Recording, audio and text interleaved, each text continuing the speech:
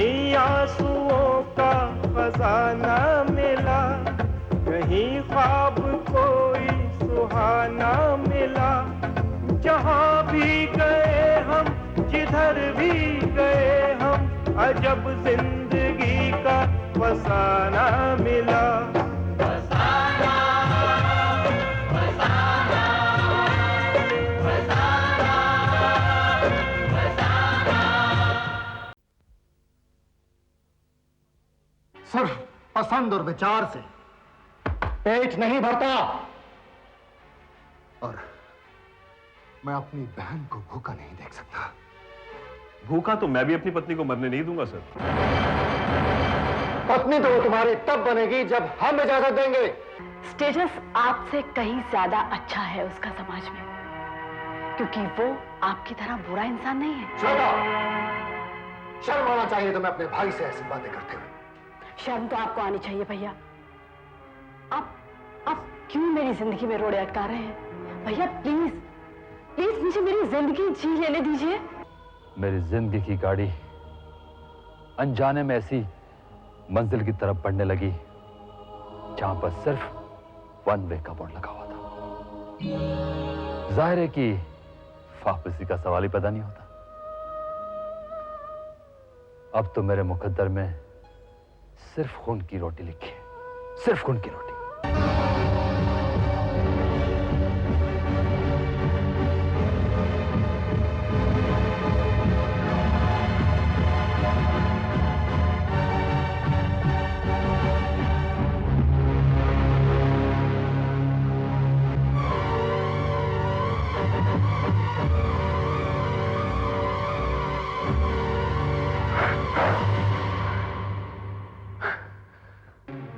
तुम्हारे बारे में क्या क्या कहते हैं जानते हो?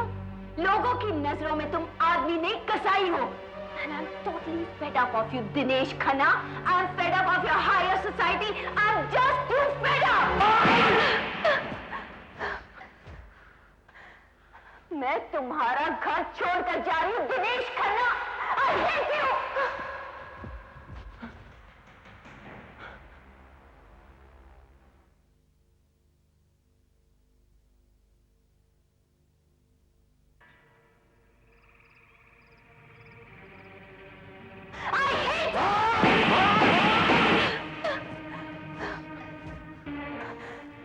मैं तुम्हारा घर छोड़कर जा रही हूँ, Dinesh Khanna. I hate you. I hate you. I hate you.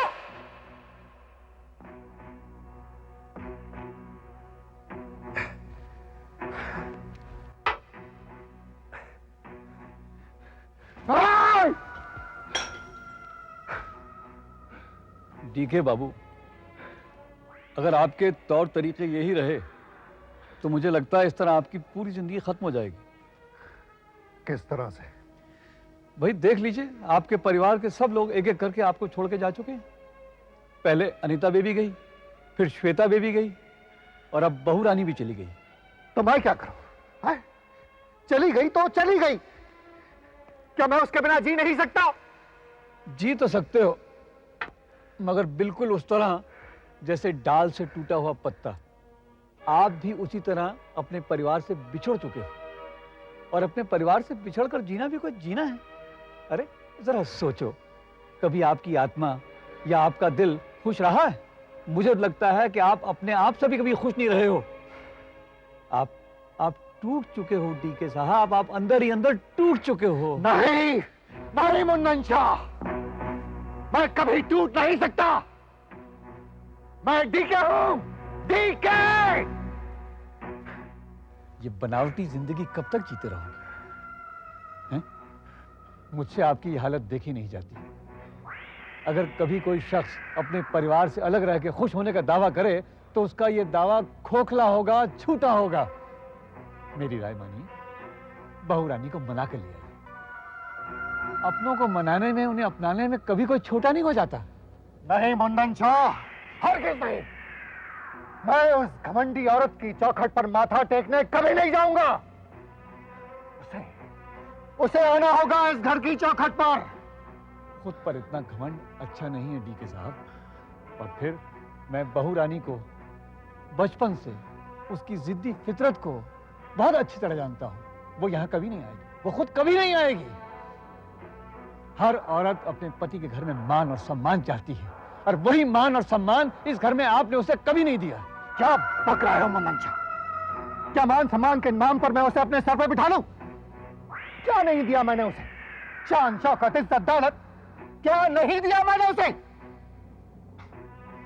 मगर वो नाशुक्री औरत अपने घमंड के आगे मेरी मान मर्यादा को छोड़कर इस घर से चली गई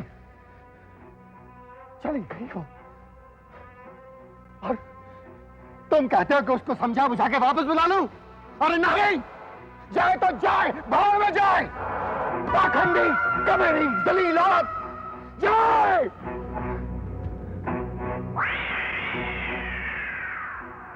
और अगर तुम्हें भी जाना है ना, तो तुम भी जा सकते हो, जाओ।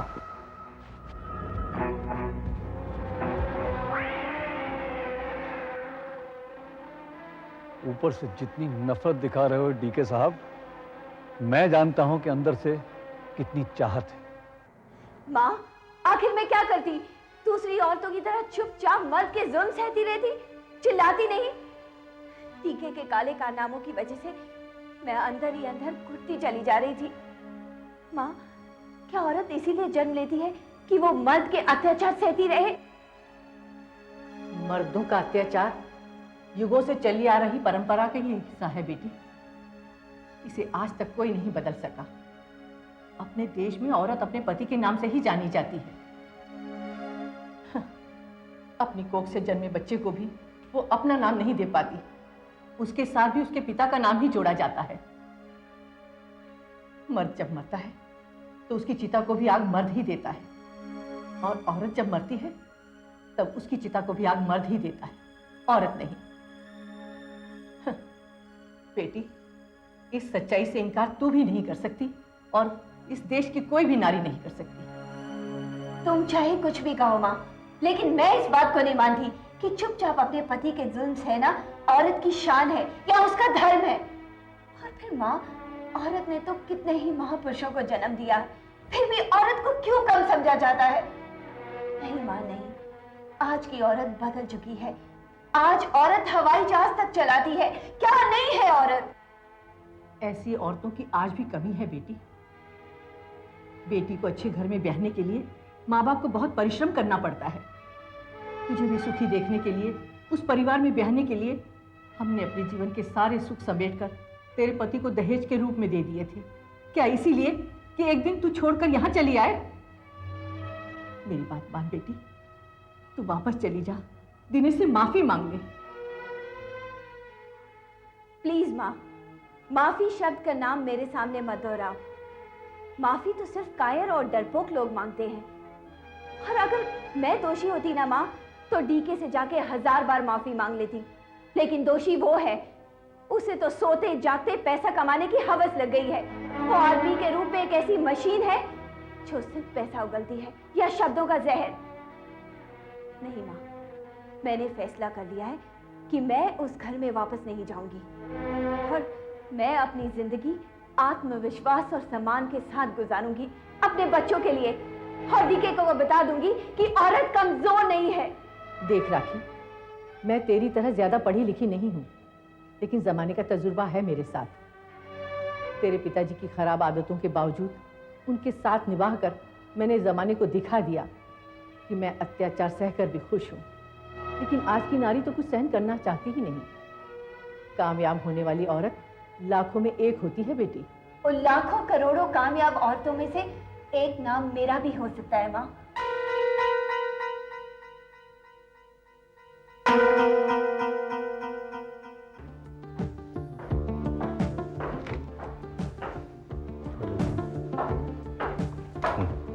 हाय विराट डार्लिंग, आज बहुत दिनों बाद हमारी याद आई। याद तो हमें हमेशा तुम्हारी रहती है, माय स्वीट स्वीट स्वीटी। बिना किसी मतलब के तो तुम किसी को भी नहीं याद करते विराट। कहो, क्या काम है मुझसे, बताओ। तुम तो जानती हो स्वीटी कि तुम कौन से काम को सही अंजाम दे सकती हो।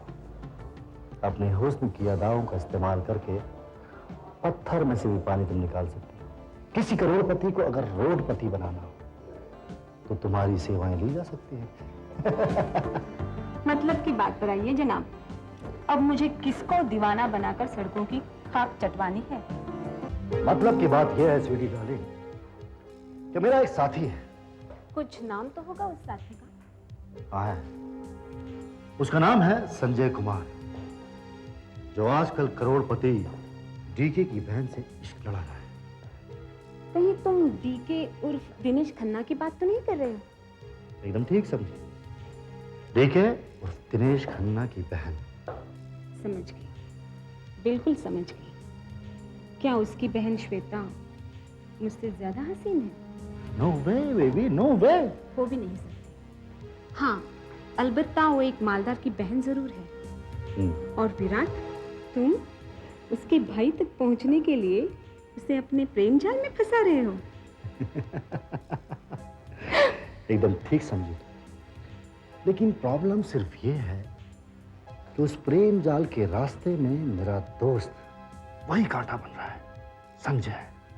और उस कांटे को निकालने के लिए कुछ ऊंची तरकीब तो तुमने जरूर सोच रखी होगी। सोची है स्वीटी डार्लिंग, सोची है। इसीलिए तो तुम्हें बुलवाया। स्वीटी डार्लिंग, तुम्हें क्या करना है ये मैं तुम्हें बताता हूं। संजय को अपने प्यार के जाल में फंसाना है, समझ गए? अपनी जुल्फों के साए में उसकी शामें करनी है, समझ गए? और जब वो तुम्हारे प्यार के जाल में फंस जाएगा उसके बाद तुम्हें क्या करना है ये भी मैं बताता हूँ। ठीक है, मैं उसके किसी भी तरीके से पटा लूंगी, बाय हुक और crook. That's like a good... मगर इस बार मैं इस काम के लिए 4 गुना ज्यादा रुपए चाहती हूँ। 4 गुना ज्यादा? क्या बोल रही हो तुम? ठीक ही कह रही हूँ, जैसा काम वैसा दाम। स्वीटी, शायद तुम ये भूल रही हो कि आज तुम्हारी जो भी औकात है वो मेरी वजह से है। तुम सारे एहसान भूल रही हो? हाँ? क्या समझी? ठीक कह रहे हो तुम। आज मैं जो भी हूं सिर्फ तुम्हारी बदौलत, वरना मेरा इस शहर में कौन था? मगर विराट, तुम भी तो इसी ट्रेड की वजह से अमीर आदमी बन गए हो, और अब की बार इस ऊंचा खेल खेलने के लिए तुम मुझे हायर कर रहे हो। ए स्वीटी, मैं चाहे ऊंचा खेल खेलूं या नीचा, तुम्हारी औकात वही है मोहरे वाली, समझे? और सुनो, मैं तुम्हें ज्यादा से ज्यादा दुगना कीमत दे सकता हूँ। अगर तुम्हें करना है करो, वरना नाराज हो गए डार्लिंग? चलो, मंजूर है यार। कहो, कब मिलवा रहे हैं अपने दोस्त संजय से? बहुत जल्दी है मेरे दोस्त से मिलने की। वक्त आने पर मिलवा दिया जाएगा। इस वक्त बहुत टाइम हो चुका है, अब तुम घर तो जाओगी नहीं, कहाँ जाओगी?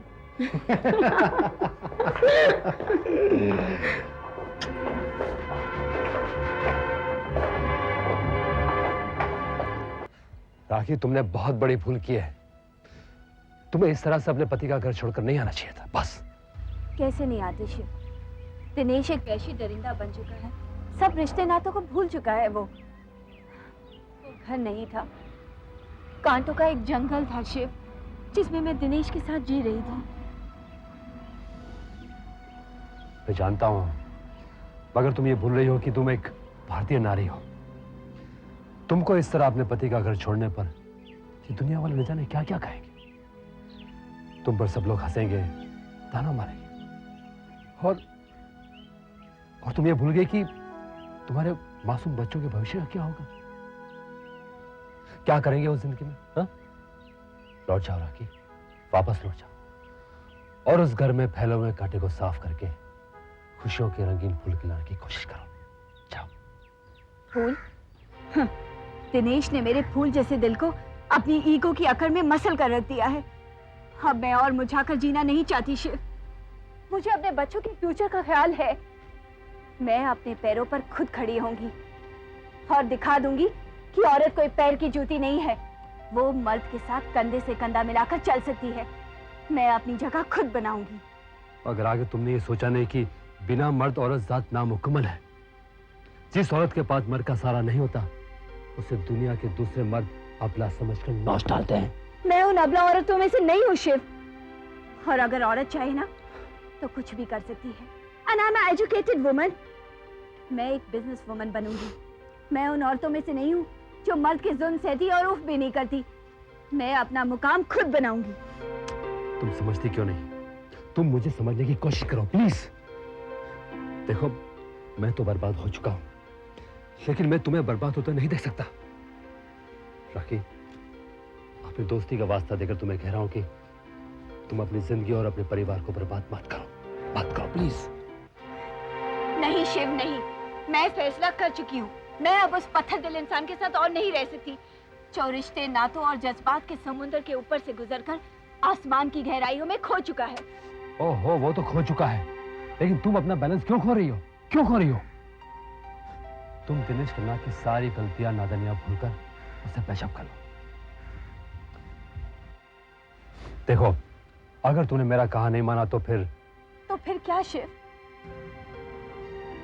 फिर तुम मुझसे मिलने के लिए तरस जाओगी। शिव, ऐसा फिर कभी मत कहना। अच्छा, मुझे सोचने का मौका दो।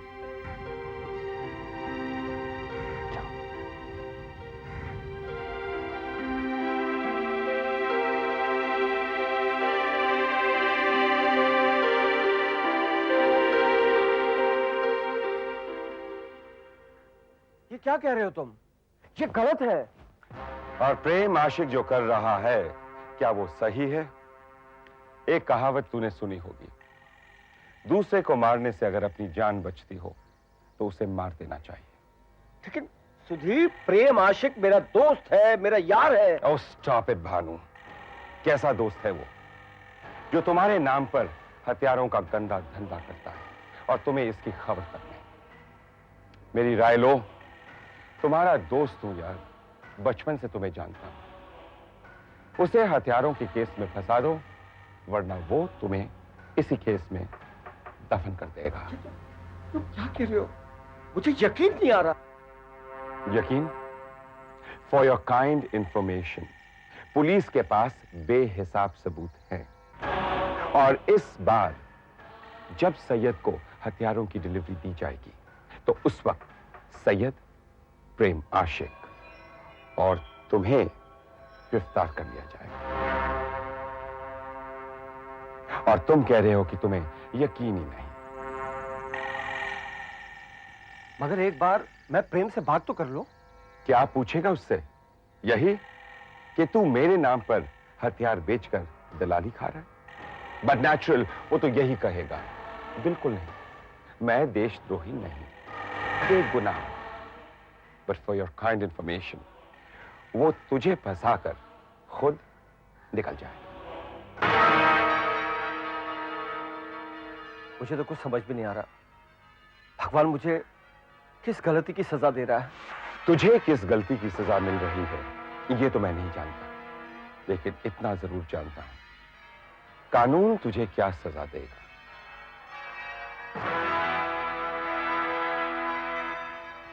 हां, एक शर्त पर तू बच सकता है। कुछ खिलाकर काम हो जाएगा। कितना रुपया? अप्रॉक्सीमेटली 1 करोड़। 1 करोड़? भानु, मामला हथियारों का है और हथियारों के मामले से कोई नहीं बच सकता। तुझे अच्छी तरह से याद होगा, एक मंत्री के घर पर एक हथियार बरामद हुआ था। यह हथियार उसके बेटे ने विदेश से मंगवाया। अब मकसद जो भी रहा, नेवर माइंड, लेकिन बरामद उसके घर से हुआ। ये मंत्री होकर भी अपने बेटे को बचा नहीं सका। मैंने अपने सीनियर इंस्पेक्टर से बात की है, आगे तेरी मर्जी। लेकिन एक बात कह देना चाहता हूं, अगर तू एक बार गिरफ्तार हो गया तो फिर मैं कुछ नहीं कर सकूंगा। Absolutely nothing. 1 करोड़ की रकम तेरी इज्जत से ज्यादा तो नहीं? पुलिस में हूं, इसलिए एक राय देना चाहूंगा। पुलिस और कानून से दूर रहो। जितना दूर रहोगे बेहतर होगा, क्योंकि एक बार अगर तुम इनके चक्कर में फंस गए तो कभी दोबारा निकल नहीं पाओगे। और फिर 1 करोड़ की रकम के लिए अपने आप को जोखिम में क्यों डालते हो? Why? बात रुपयों की नहीं है, बात विश्वास की है। मैंने जिस किसी के ऊपर भी विश्वास किया उसे मेरे साथ विश्वासघात किया है। प्रेम ने, मधु ने मुझे धोखा दिया है। आखिर क्यों? क्योंकि हो सकता है तुमने कभी किसी के साथ विश्वासघात किया हो, जिसकी शायद अब तुम्हें सजा मिल रही। तरसता है कोई कि हंसता है कोई, जिसे देखिए वो दीवाना मिला। अजब जिंदगी का फसाना मिला। फसाना, फसाना, फसाना, फसाना। कहीं आंसुओं का खजाना मिला, कहीं ख्वाब